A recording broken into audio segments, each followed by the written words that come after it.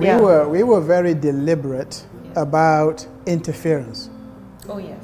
Interference of friends, whether mine or hers, interference of family in our affairs. So we're extremely careful if we even have issues between us, who to discuss them with. Yeah. The issue of confidentiality in every marriage is very, very important.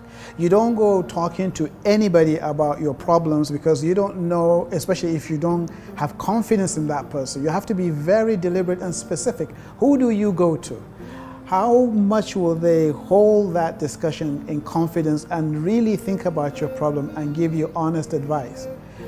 I told you about her she told you about her talking to my mother, and that was the one time she did it. She never did it again. I spoke to her dad. It was one time, and it never happened again. We don't talk to friends so much about our issues. We don't talk to family members so much about our issues. She is my wife.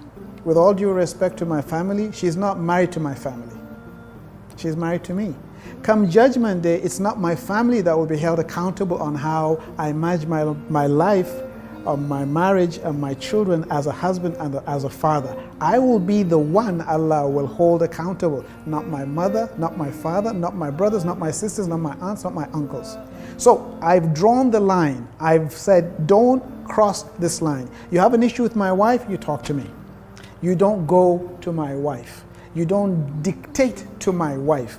My wife was not given off in marriage to you.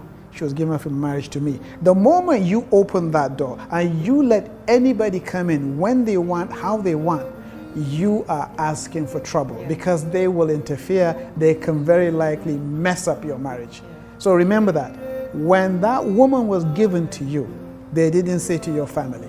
They mentioned your name at the nikah. They specifically asked, who is this young lady, they mentioned her name, is being married off to?